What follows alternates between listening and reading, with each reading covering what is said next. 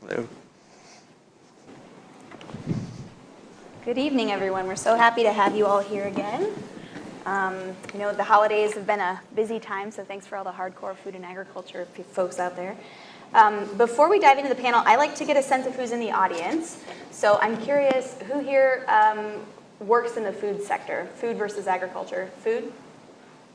Okay. Who works in agriculture specifically?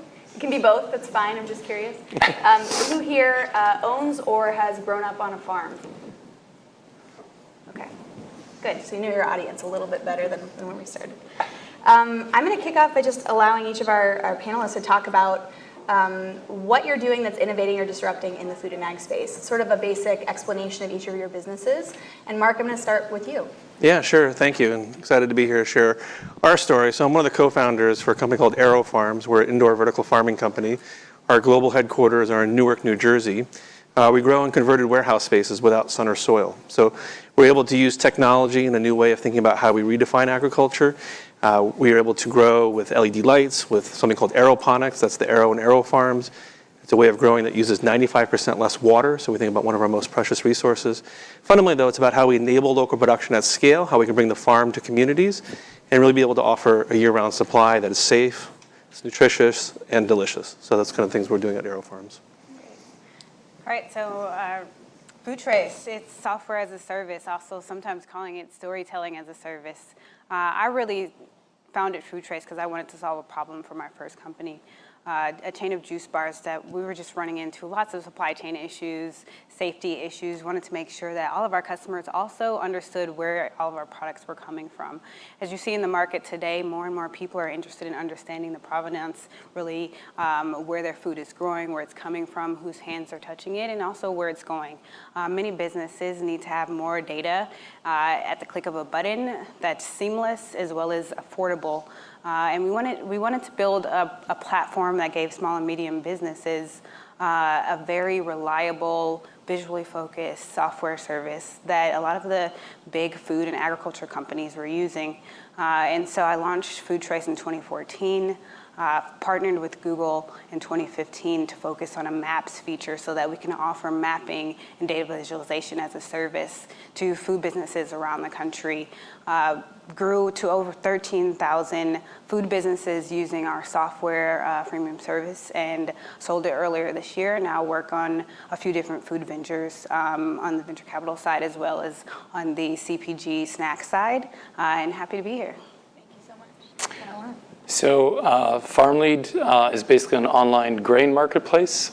Effectively what we do is we help farmers market their crop. We focus on the broad acre crops, so the classic corn and soybean, but we also cover a lot of the specialty grains, edible beans, think of things like flax, hemp, any type of bean or pulse you can think of. Very simple process. What we do is we allow farmers to reach a broader base of potential buyers, and we help the buyers that are looking for these various sets of crops, be they processors, exporters, people that are feeding other live cattle, et cetera, find the grain that they're looking for. So what we're effectively doing is we're removing a lot of the inefficiencies in sort of how grain is marketed across North America. But also giving opportunities for both producers and end users to identify different crops than what they're used to producing because they now have a market access or an opportunity to grow crops kind of outside of what they're usually used to selling in a local market. So that's what we do. Perfect, thank you. I want to kind of ask an underpinning question here, which is it seems like there's been a big surge in investment in agri-tech in the last couple of years. So I looked up a figure. It said that 2015, the agri-tech investment funding was about $4.6 billion, which is around 10 times that of 2012.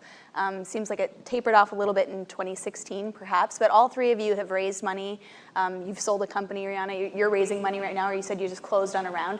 I'm curious, what do you think is driving this increased investment interest in agriculture and food? I think generally people are interested in investing in enterprises and ventures that not only solve for the short term, but solve for the long term.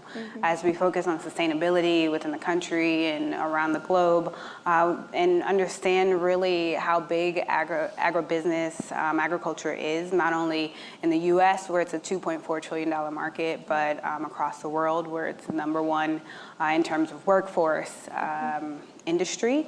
I think we're also starting to find a really exciting time where you have delivery startups, you have food startups that are focused on innovation and biotechnology, and we're just eating different, and we're understanding the impact of food with our health, with our environment, and just with our overall experience and quality of life. So it's an exciting time, and I think just because people understand more of like what's happening and what they could do with a little bit of change, and it's exciting for scientists and entrepreneurs to come together and really work on these things and make some money at the same time, I guess. Yeah, I just want to build that. I think it's really, what we see are the global macro issues that are becoming more acute. So we recognize that we have increasing population. This idea by 2050, our population is going to grow to 9.7 billion, and the idea that we need to double our food production. We look at things like fresh water, access to fresh water, agriculture. 70% of fresh water goes to agriculture. 70% of the pollution is coming from agriculture. We think about a third of the arable land has been lost in the last 40 years. We think about issues around overuse of pesticides, overuse of fertilizer, creating dead zones. We think about worker welfare. So these are becoming more acute. And we talk about the backdrop of food safety. There's a recall, every single day. That's hitting the headlines. And so these are very, very serious issues, and there's a recognition that, we need different solutions at the table. And, this is one of the reasons why we see investment to help kind of foster that. And you see different parts of the equation here. Yeah, maybe if I can add to that, speaking a little bit from our vantage, which is, a bit more upstream in the supply chain when you think of food. I think sort of agriculture is one of the sectors that hasn't seen quite the technology penetration that we're used to in, say, urban environments or sort of consumer-facing sectors. And so that is now coming quick and fast into the broader basic production part of the value chain. So I think that's a key trend that is driving sudden interest and awareness and surfacing opportunities where innovation can be applied. I think the other, sort of more bigger themes, I think one of the things that I like to think about is there's kind of big trends that are clashing together that apply very well in the agriculture space. Biotechnology combined with our ability to capture data and crunch data is opening up a much broader understanding of the interactions of biology in plants and things like that. So if you think, like the comparison I like to use is, there was a big buzz around gut microbiomes in humans. You have that exact same phenomenon in plants and in fields. Now that we have sensors that allow us to capture this information, but also to crunch it and start to develop an understanding, we're getting a much better understanding of the complexity of a life form in a field and whatnot. And it's opening up a whole new way of thinking or developing technologies or applications. So, a bit more on the upstream side, but then it reflects itself in even, I think, AeroFarms, which is kind of that intersection of robotics, technology. You could speak more about it, but it's these themes that I think are coming into fruition. Yeah, the tools are very much part of this equation. And so we've been at this since 2004, so this is not an overnight, equation, and we'll be the first to say this is very complex. The idea of how do you manage biology, right? And then you take it indoors and you think about the environment, environmental factors. We've taken a little bit of a different approach than other companies in that we've brought all this expertise in-house. And so we have mechanical engineers, electrical engineers, industrial engineers, lighting engineers. So thinking holistically how we bring this together. And that's really important, both in terms of how we think about our investment around capital expenditure in terms of that cost, but more importantly around the OpEx. But really at the end of the day, it's about how we take all this information and then see the interaction and see this symbiotic relationship and understand, again, how to optimize those plants for traits and characteristics that have really gone to the wayside. So instead of that field farmer that's looking at the genetics and thinking about it, is it water resistant, is it mildew resistant, can it withstand a very complex supply chain, we're focusing on things like flavor, have gone to the wayside. You look at nutrition as well, and this is a really important aspect of, again, how do we deliver a better value proposition, and then that safety. So this idea of, again, there's sensors, there's monitors, everything, we're looking at thousands of data points, and now it's, how do we take big data and transform it into smart data? Mentioning the idea of partnering with key players like a Google. We've partnered with Dell Technologies as well in terms of, again, how to harness the Internet of Things and think about, again, how does this scale, how does it replicate, and whether it's a farm in Newark, whether it's in Dubai, we have the means and ability to see real time what's happening with the plants.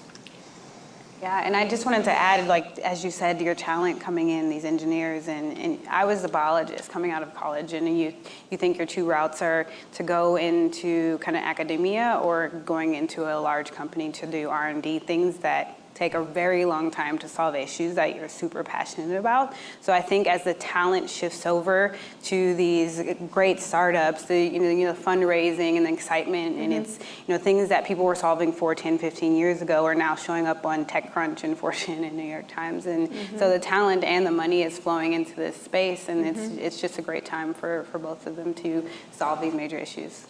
I want to link those two comments together. You said something about smart data versus big data. I want to ask you about what that means, but then to your point on capacity, someone recently mentioned that there's no real program in digital agriculture or in agricultural sort of information science, that's maybe an area where there needs to be more degrees or capacity built. And I'm curious, in terms of the new careers and new capacities we need to build beyond sort of the simple, we need more engineers, we need more computer scientists, we need biologists. What do we need? What do we need in terms of capacity? Yeah, there are a few things. I mean, the traditional land grant universities that have been very much focused on field agriculture have not been developing this next generation. So we've been working with those schools and with those deans around the curriculum and thinking about the next generation. And it's very much an issue. I mean, we think about the average age of a farmer here in the US, it's 58. So in terms of, again, how do we create more careers and more opportunities? So for us, one of the key things that we look at is not only the technical skill set we just talked about, but really things like we think about the whole spectrum of STEM, the science, technology, engineering, and math. But math is one of the most important aspects in terms of having the tools to interpret and how do we go, again, from big data to smart data. Our horticulture meeting looks like a statistics meeting, right? So we have these data sets, and we're looking at, again, performance. We're looking at the variables. And we've actually developed what we call growing algorithms. So it's very much dialed in terms of taking those inputs and understanding, again, environmental factors, the plant, and then how do we optimize and think about that growing time and think about characteristics, not only optimize taste, texture, nutrition, things like yield, though, are really obviously in terms of how you really have the right sustainable business model. But those are really important skill sets to be able to bring that together and understand, again, what are the implications. And so we've been fortunate in our journey that we have brought people, and part of that is the shared passion and purpose of, again, how do we change this equation? How do we transform? Part of it is that there's not the playbook out there, so we're writing, a new chapter here, and so that's what we've been really excited about, bringing talent in. Great. And you work more directly with farmers at FarmLead and also buyers. How are farmers and buyers evolving? What kinds of skills are they picking up or need to pick up? Yeah, I think one of the key skills or themes that I like to think about is, for a very long time, especially if you look over the last sort of 20 years, sort of 90s onwards, the driving paradigm has been produce a lot at the lowest cost possible, but a lot of the focus has been on driving yield. And that's been the case. We achieve outstanding yield levels in many environmental settings, but I think you're starting to see a shift where the focus becomes a bit more ROI and economics. Especially right now, we're kind of in a period, if you look at sort of broadacre crops, depressed prices. So there's a kind of an education process where people aren't necessarily saying, because I have the best looking crop, that's necessarily the most profitable crop. And so a lot of the skill set that you see and that I think is going to be important is not just I know how to grow a crop very well, but I also understand maybe there's a trade-off between the best looking crop and an average looking crop, but from a profitability point of view, it looks way more interesting. In that sense, it's sort of teaching these concepts and these financial metrics, and sort of the true management piece of things becomes very important. So you see a professionalization of the management of farms. I think there's another key theme, which is the notion that you either going to be, a cutthroat commodity producer, very efficient, very good ROI, or you identify that you can connect directly with your end consumer. You can build a niche product. You can build a direct marketing concept, either through partnering with intermediates or yourself developing a bit of a brand and a concept, local food, all those things. And that means that you don't necessarily have to focus on being a very efficient producer. You can be a specialized, high quality, particular high-value producer. And so I think teaching people the notion of this is what the end consumers are asking for, what can I do in my production environment to meet into that, is also something that, if you think of skill sets and what to think about going forward, is a way to kind of make sure that you have a sustainable business model going forward. But at the same time, I think the great thing is that we're giving so much more access to farmers that would never have thought about kind of consuming data and turning it into a stronger business model. And the day-to-day is so hard to manage, operationally, and being able to build software and tools and plugins that allow for them to optimize their day without wasting a lot of time or engaging in a clunky platform has been exciting for us to work on. So I want to ask you about the future of traceability. I'm curious what everyone here will say, but we were talking a little backstage about the challenges to getting to full traceability, the challenges of harmonizing. Talk to us about where we are right now and where you think we'll be in 5 years in terms of what we'll be able to know about the food we're eating.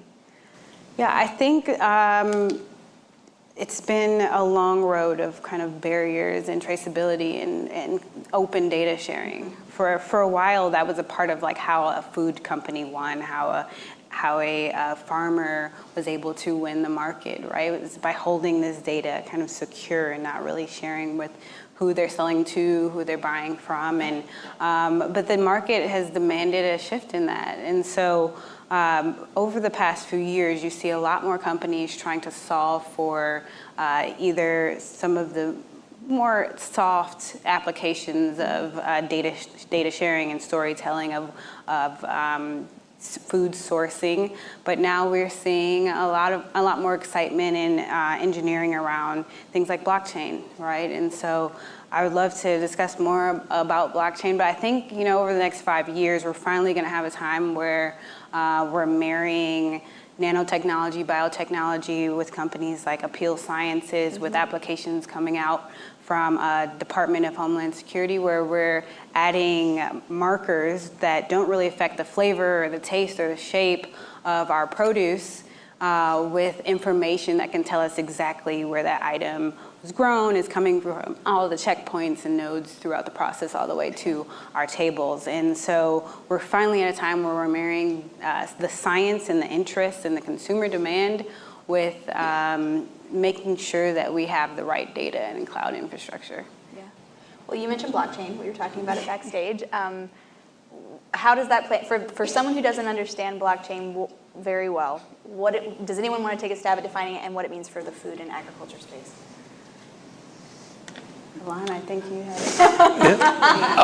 So maybe I'll take a bit, not necessarily the skeptic point of view, but more sort of the, I think what needs to happen to be convinced component. So I think the first thing is, at least coming from the agriculture world, buzzwords don't sell really the product, don't sell adoption. People have to see a value for it in itself, and it has to bring value to them. What's in it for me, right? I think it's great to imagine people want end-to-end traceability on everything, but if it's more work for no upside, there's not going to be much adoption associated with that. And that can be sort of technology agnostic at the end of the day. When I think of blockchain, at least from my understanding, blockchain I think tends to work very well in a digital pure world, but agriculture remains something that's very physical, whether you like it or not. A bushel of corn is a physical thing. A bushel of wheat is a physical thing. And so, I'm curious to see, can we develop markers such that you can truly unify sort of this physical world to this digital world, or else that physical thing and the information about it is only going to be as good as the person putting it into a digital form or the system putting it into a digital form before it can flow digitally. So that's the part where I'm still struggling to kind of tie a very physical world to a digital world. And I come from sort of a bulk world in fruit and vegetable, higher value add. I can see where there's more pull and willingness to put into that effort, but in sort of a bulk commodity world, it's a tougher sell. I agree with that. I think in the bulk commodity world, like selling a bushel of wheat or something, it's going to take quite a while to get some traceability markers on that. but you have seen some venture funding come through even this year. Local venture firm and S2G Ventures funded around for $6.2 million for nanotechnology spray that has an RFID marker where you can track an apple from the farm all the way to the grocery store to the table. And so with blockchain and some of the other technologies that's coming out, now with something that could be applied, I mentioned Appeal earlier. Appeal is going to be launching this spring. They can keep an avocado, and this may sound crazy, so there's still kind of focus groups happening, but they can spray an avocado, it lasts 3 times longer. Flowers, many of our berries that we see rotting in our refrigerators, because consumers are a large part of the waste in the supply chain right now. But the technology is there and it's being funded, and I think consumers just don't quite understand what that means, because we have to solve for issues like the GMO complex, right? Like, how do you introduce something that has some negatives and some positives, but if you don't tell it right to the consumers, then it can have tremendous effect on the industry. And so I think once the storytelling and the marketing around some of the new technologies that are coming out solve for what happened with things like GMO, I think we'll see a lot of change. Yeah, I just want to add 2 points. One is kind of building on something that's been highlighted here, which is it really takes a broad skill set when we talk about how to bring these businesses. And I highlighted a lot around our engineering. We have nutritionists on staff, microbiologists. But my background is in sales and marketing. I come from the consumer packaged goods world, as well as I've headed the marketing for supermarket chains and specialty gourmet retailers. And so the point with that is that you really need to understand, again, the strategy about where you're selling, what you're selling, and thinking about what is that market and the stories and how do you tell the stories and what's important. But it has to start with the consumer insight in terms of the business proposition and what are you trying to address. And so what we're trying to work on and what we're doing is really, instead of the old adage of like, I grow it and I hope I sell it, everything that we grow is sold. And the idea is that, again, this is just-in-time growing, working with our selling partners. So it's really flipping the whole equation. And that's allowing us to have a very different impact in the market. But it takes a broad skill set from that standpoint. At AeroFarms, just to highlight a couple things we are doing today already. The markers are a really exciting area, and we think the biome is also a really exciting area in terms of future developments. But with our ability to have controlled growing from seed to package all under one roof, and with the sensors and the monitors, we're actually able to trace down to the square inch what's happening with that seed and what are the inputs that are going into that. And so that's allowing us to have a new level of visibility and transparency and traceability that out in the field you can just never have that level of control. So it's giving us insights not only from a food safety standpoint, but we also highlight, again, understanding the levers in terms of like how do we stress the plants in different ways so that we can get different reactions. So we can make something more spicy, we can increase the nutrient density of something. We can change the color. I mean, these are all things that we can do to help stress the plant in different ways and understanding that interaction. So it's an exciting area right now. If I would add that, at least in sort of broad acre agriculture, the information is more and more there. We have precision ag where we capture a lot of information, both in terms of, not only yield in a field, but more and more what we're actually prescribing on the field. What seed density are we applying? We're down to the point where we can actually flip between hybrids as we're sowing.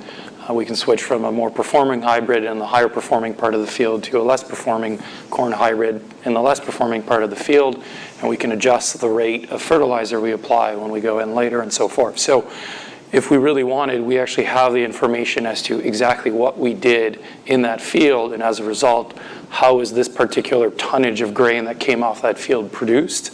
It's just, there's only limited examples to date of people really wanting that information.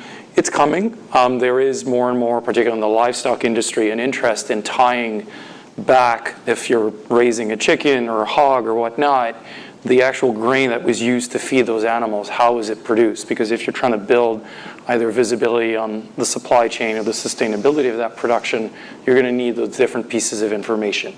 It's just fairly complex. There's a lot of moving parts, and there's only limited aggressive pull for it.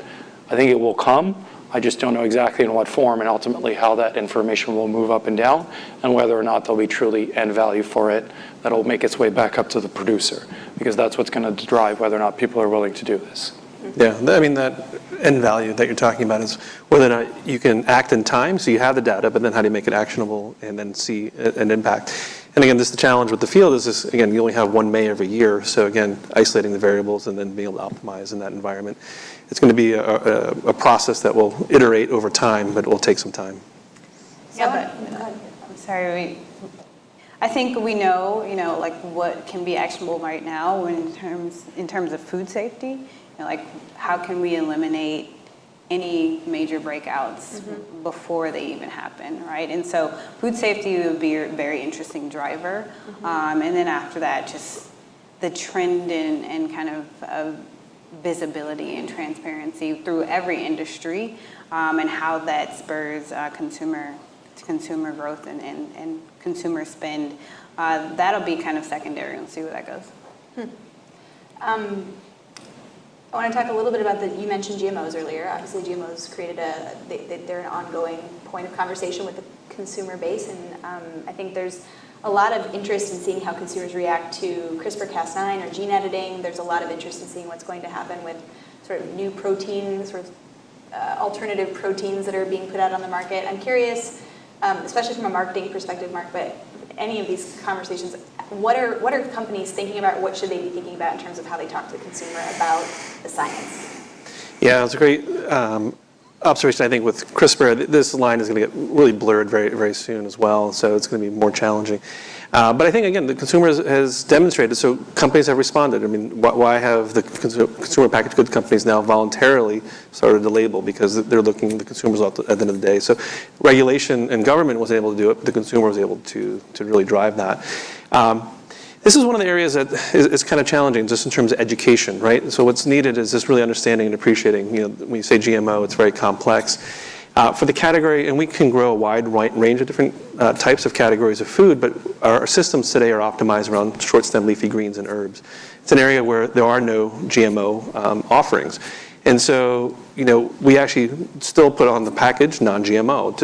It's a spurious claim. I hate it.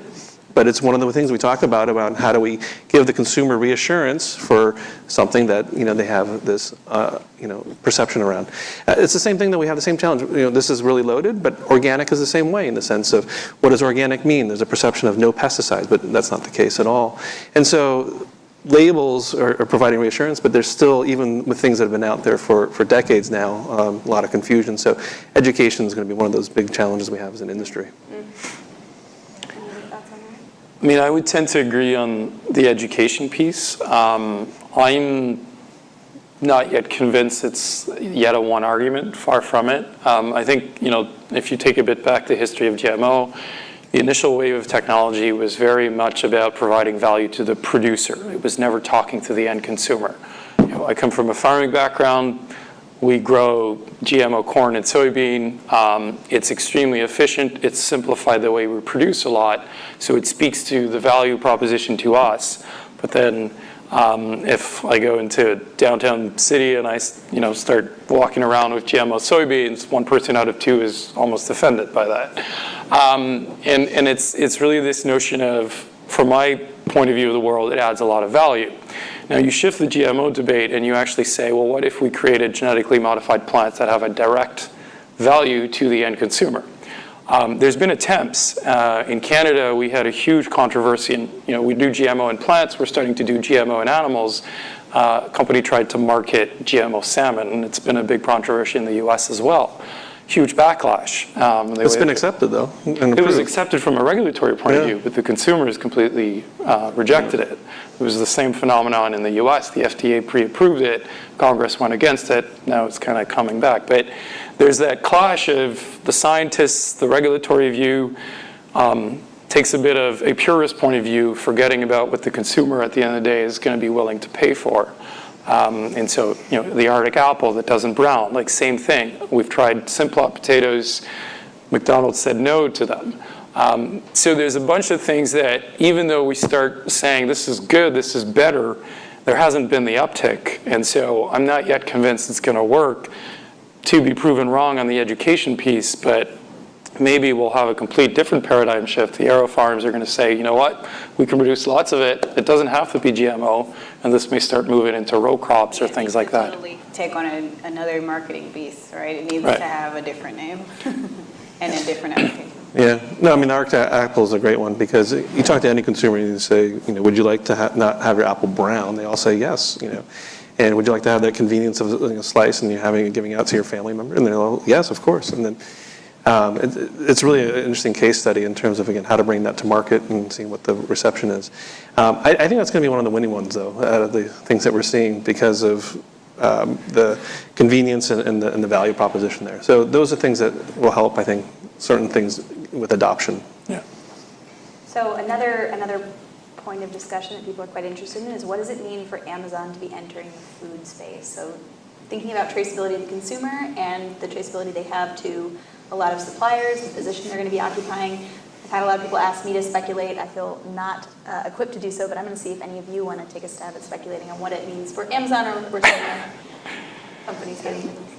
I mean, I don't necessarily want to talk about it when it comes to like traceability, Yeah. because Amazon hasn't even figured that out for its books. Like you can, I can't tell you where the book came from, exactly where the paper came from. So that's going to be a while for Amazon. But I do think it has a ton of implication for, you know, smaller CPG companies and for brick and mortar. Like you're going to have lots of opportunities to grow a national brand, selling cookies or fruit snacks, or, you know, companies like Soylent, even beverage companies. You can scale like you never could before. At the same time, we're going to have to figure out how to reinvent brick and mortar, because I know what I did Friday morning, and I just like opened my phone and ordered from some small businesses and then from Amazon.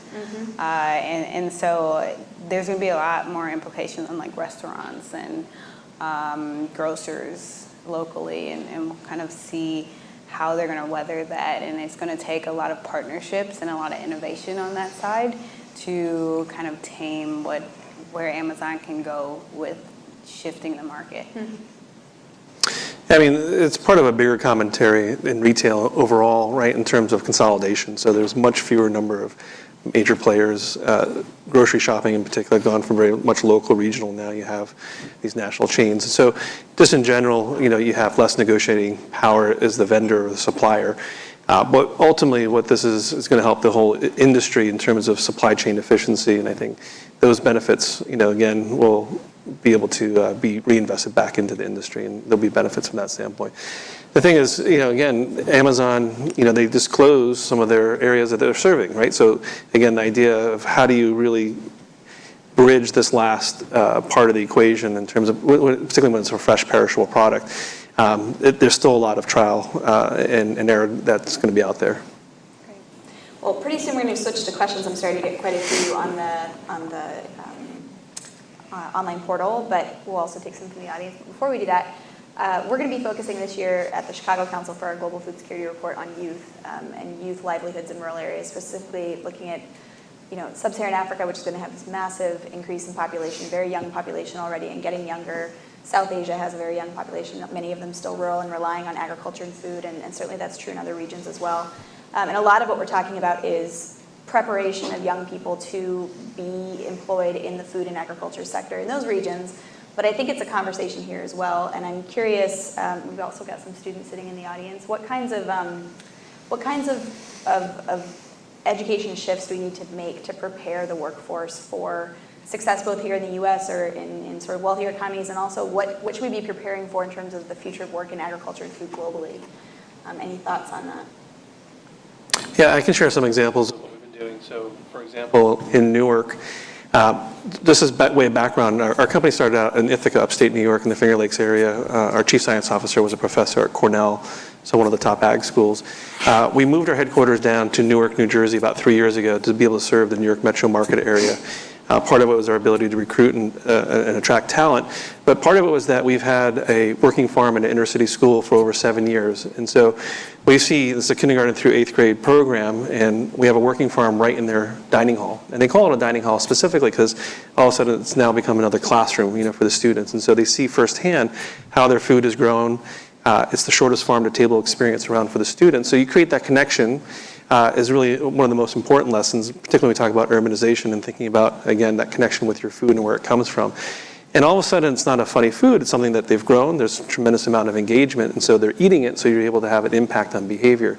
And then that fosters the curiosity about, like, what are the inputs, again, in terms of that science. So we talk about that STEM focus. Again, those are some of the skills.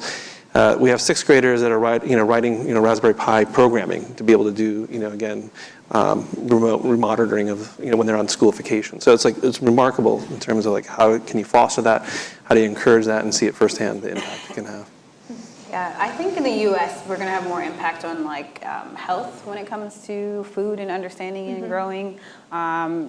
Schools are going to be a great example of that. I have worked closely with Ron Finley out of LA, where he's always plant some shit, kind of guerrilla gardener down in South Central, teaching right there. Once you see how a strawberry grows, you're going to appreciate that, right? And so I really see food education in schools being a big part of how we solve a lot of our chronic disease issues here in the U.S. Abroad, it's going to be very interesting to see how agriculture and agriculture technology grows. How does storage grow? How do we apply some of the efficiencies to these different communities? Knowledge is much easier to access now, but we need to solve for things like waste, and cold supply chain is very hard to figure out if we don't have, if we're not building and manufacturing here on these continents. So there's a lot more opportunity for youth to grow their business and their skill sets, I think, abroad. Great. Yeah, I think the only thing I would add is maybe to even revisit a bit the model of education that we use, particularly, and I'm by no means an expert in sort of developing economy or African continent sort of agriculture, but at least the understanding I get is because of the penetration of digital coming in fairly faster, there's an opportunity to rethink, as opposed to, okay, you want to build an agriculture program, let's go build an ag school and move a bunch of professors or teach a bunch of professors. And I'm kind of looking at the paradigm. My father's an agronomist who spent a lot of time in the early 90s. I'd see him leave and kind of establish an ag program in Mali and Madagascar and whatnot, and that was the model. But now that you have this digital component, maybe you don't need to do all that. You kind of more drive the education piece through access simply online of here's your basic agronomy, this is what you need to know. A couple weeks ago, it was AgroTech, which is sort of the big global ag equipment fair in Germany.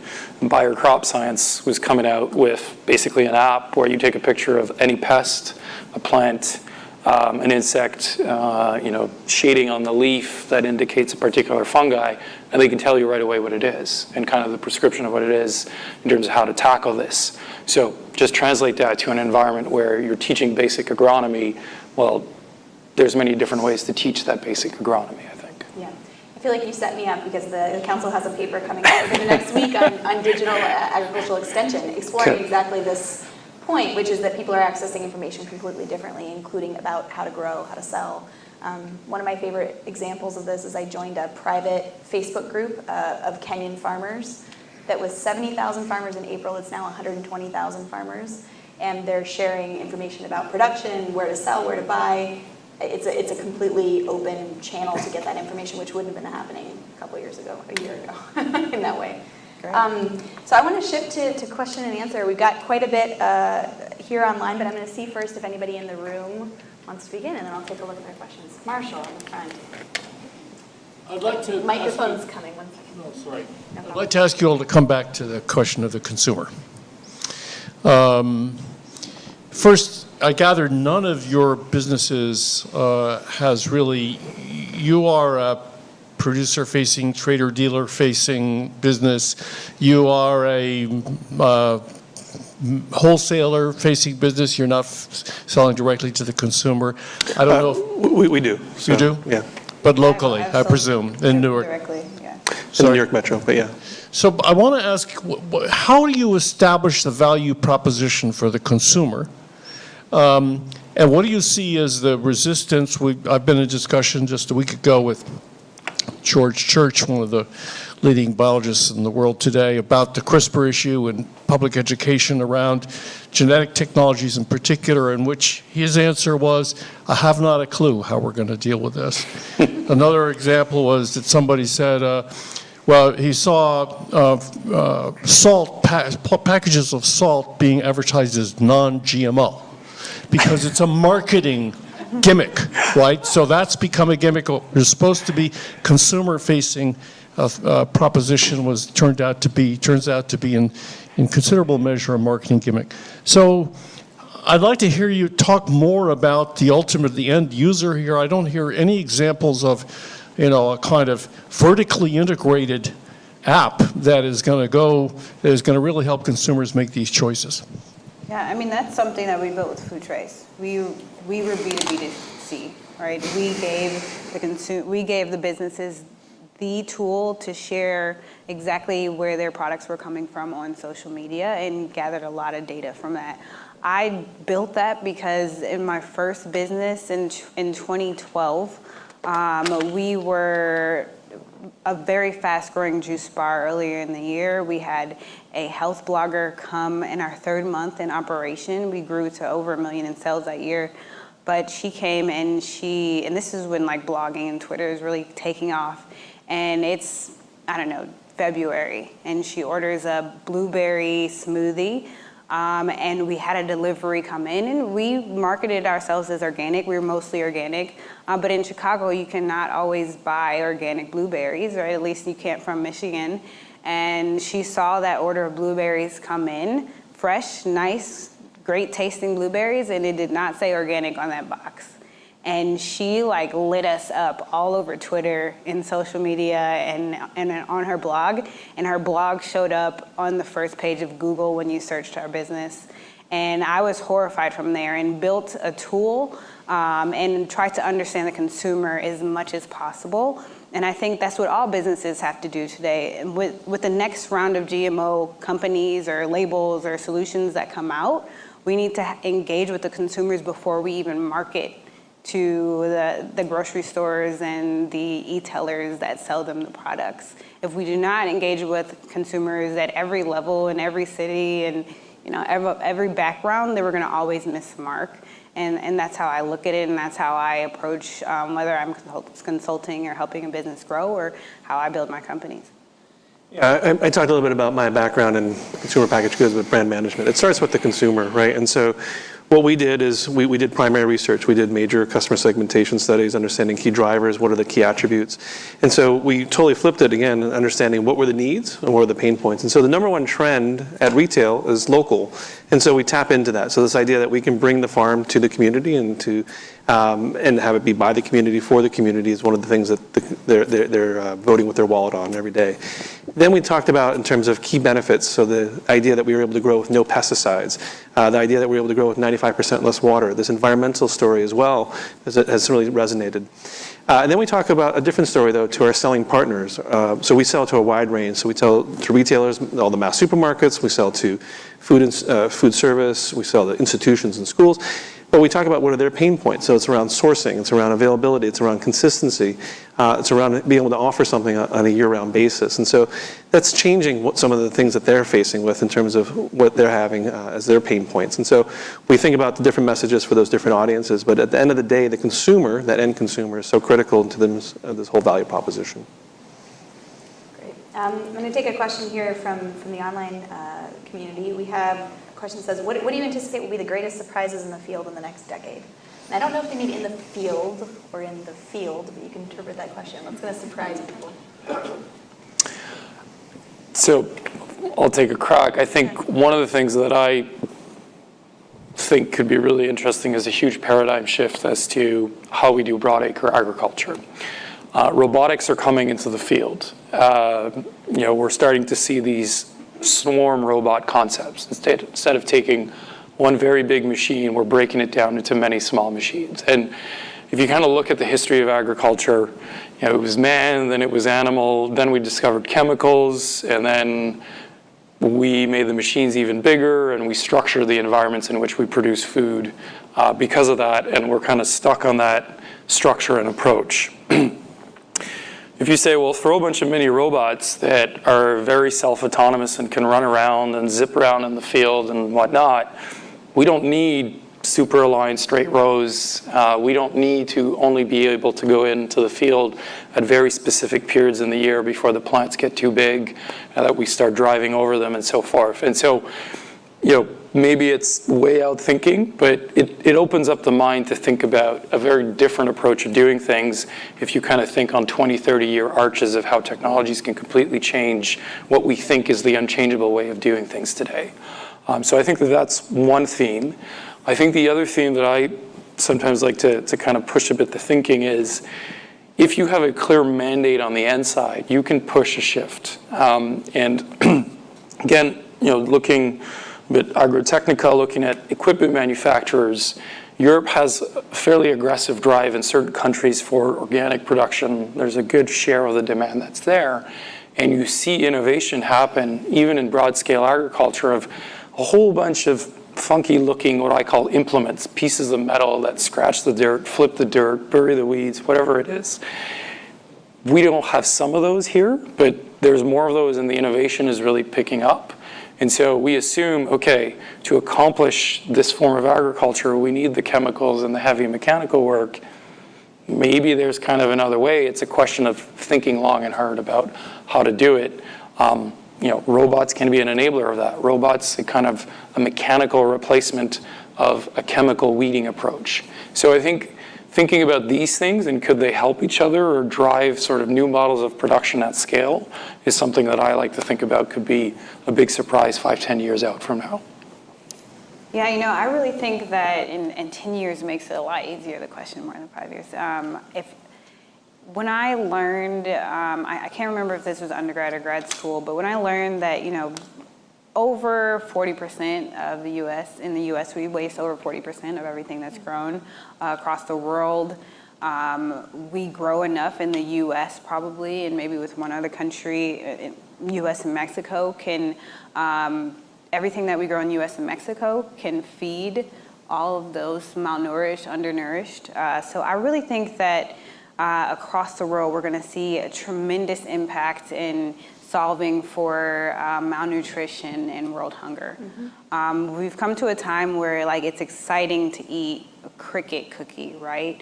Or we can grow our burgers. And this is all happening in the next couple of years. As we go back to our roots, we're going to have tremendous innovation and kind of the corner of taste and sustainability and health, right? And so before, it was not exciting eating a vegan burger for most people.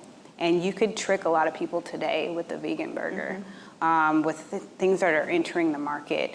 Not only that, there are people that just enjoy a broader range of flavors. And then when you figure out that there are companies that are now being funded, there are companies that are in the pipeline that are going to solve for cold supply chain issues, for for major storage issues that exist on other continents, as well as just pest control in a very natural, alternative way. I think we're going to find that our food is available more than we previously saw it, and we have to work out some trade issues and some other things. But I think we're going to have kind of commercialized, packaged solutions for, in 10 years, we're going to have 8 billion people. So it's actually, there's a lot to look forward to if we apply the right kind of solutions and focus.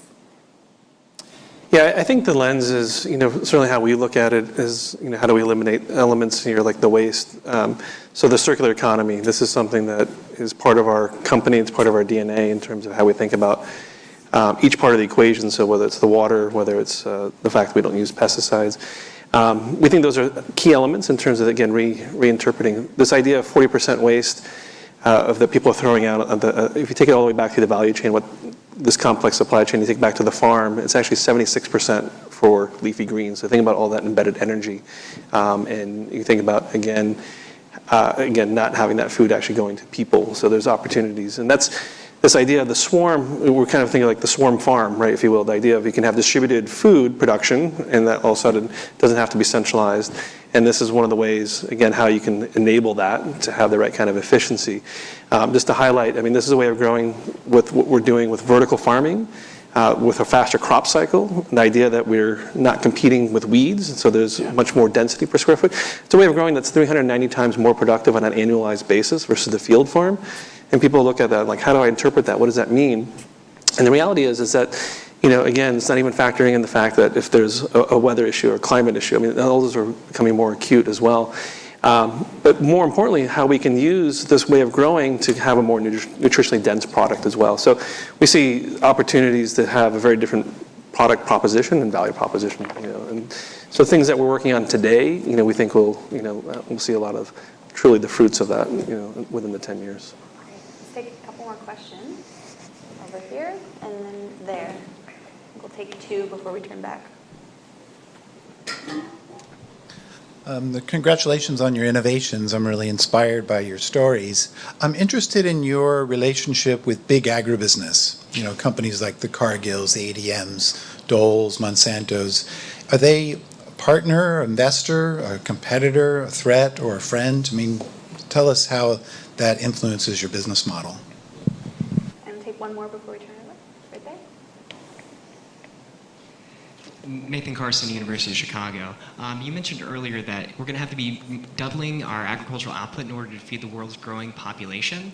But there's a problem in that because we're lacking the human capacity, although the demand is there for agricultural production. So my question is about human capacity building human capital. Because it's estimated, like you said, about the average age in the U.S. for growers is about 57. It's projected that about 40% of USDA is going to be retiring over the next decade. I'm an alma mater at Purdue University. In the agricultural economics department, we had about 7 faculty retire last year. And so there's this huge brain drain that's happening in agriculture.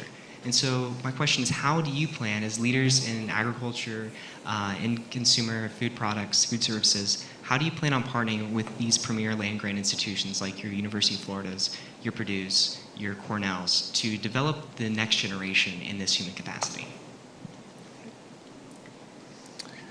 I'll highlight again a couple things that we're doing in terms of, again, how we think about public and private partnerships. And part of it's working with government agencies. So for example, we're the recipient of a $1 million grant from the Foundation for Food and Agriculture Research that also is partnering then with some of the land grant universities. So we're working with Rutgers as well as Cornell. So the idea is how do we extend these lessons and be able to apply it then to a broader industry so that the lessons, so we'll publish something within a 3-year time period. But these are opportunities we think can help, you know, foster both in terms of inspiration, but also in terms of driving, you know, what's needed in terms of that next curriculum. This is a program, though, specifically around our ability to identify stressors of leafy greens around, again, nutrition and flavor. And flavor is one of these things, you know, that is really, you know, not as easily quantifiable. So we're doing things specifically with the food science program at Rutgers around sensory and sensory evaluation and looking at satiety and thinking about how those are all interwoven together. But this is an opportunity where we're partnering specifically with the universities to be able to help, you know, them, you know, kind of advance what they're doing. So those are some of the things that we're doing to help, you know, from that standpoint. I think when you think about Monsanto and Cargill, they understand that innovation can happen very fast.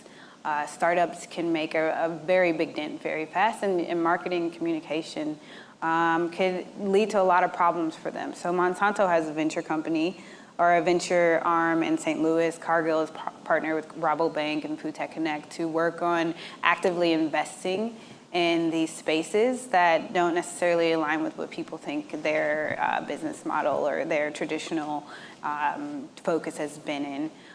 So I remember being requested, or I remember engaging with Monsanto venture partners very early on in our process in 2014, and started to learn more about their portfolios. Tyson Ventures, a lot of these companies are creating venture arms so that they're not left out in the innovation. And then I think, I don't know if you want to answer the question, but I was, yeah. I know, I was going to talk about the human capacity. Go ahead, and we'll come back to you on the competitor question. You know, I really think that we're just going to solve that with robots and efficiency software. Like that's how I think we're going to solve a lot of this demand. Unfortunately and fortunately, we're just going to build more robots, and that time is coming. So, well, I'm gonna link back to, you made a question about robots. Are we gonna have people on the field in the future? I mean, I think it'll take time to shift, but I think you will see less. We already have less and less people on the fields. Like, you drive a large piece of equipment today, it practically self-drives. It turns on its own. You're just there kind of hanging out, making sure nothing goes wrong. Now, we haven't gotten to the point, you can read about this. I mean, John Deere will admit, like, they can't get to a fully autonomous. There's just this human element that's still there that can feel something's not right or whatnot, but there's less and less of a need. Great video on YouTube if you want to watch Farm Future. It's this 2030 concept farmer getting up, just playing with his iPad, and the drones are out there doing their thing. But yeah, I do think you will have less and less people in the field. And do you want to take a competitor question? Yeah, sure. So Monsanto Growth Ventures is actually one of our investors, among others. And I think what they're thinking exactly to what was being said is the notion that they're looking outside to kind of see what are the paradigm shifts that are going to potentially chew up their business. It's kind of a cliche, but the concept of data is eating the world or software is eating the world applies in the agriculture space. Iron, tractors, like the physical thing, and chemicals are becoming commodities. What matters is either the super advanced know-how on biotech and whatnot, which is enabled by data and information, or to take all this information that we have from all these sensors on the field. Everyone talks about IoT, Internet of Things. I don't think there's a greater space for Internet of Things than agriculture. You've got to crunch that data and make sense of it, and the value is there. So these companies realize, whoops, like I got to shift or else I'm just going to become a commodity producer. There's a business model that works on being a commodity producer, but what you can't be is both. You can't try to be a premium innovation company and try to be a commodity producer at the same time. It's a business model that doesn't work. So it's kind of a natural hedge to what's going to potentially chew out their traditional businesses. To MGV's portfolio is broad. It's not just about Monsanto, far from it. It's actually what's the future of food and agriculture. Where do we kind of take bets? If we look at the Cargills, the ADMs of the world, from our point of view, there are situations where they are clients of ours because they buy grain and export grain, but they're also seeing the writing on the wall, and they're moving away from sort of businesses that thrive on information because they realize that information is becoming available to the producer or the end user. Playing the middleman role purely on information is getting a little bit more difficult year by year. So what they're doing is they're either moving into higher value add or specialty products. Cargill is shifting a lot of its business into fisheries, into like aquaculture. They're moving into sort of more data-enabled agriculture, decision-making, animal nutrition based on information. But at the end of the day, they still play a critical role, at least if you look at a global level. They provide critical infrastructure points. Because at the end of the day, do not forget, agriculture is a physical thing. You don't move 10,000 or 20,000 tons of grain just like that. It's got to get out of the prairies, get on a rail, get loaded on a boat, go to a terminal facility somewhere in China, got to get put back on physical vehicles and move where it needs to be.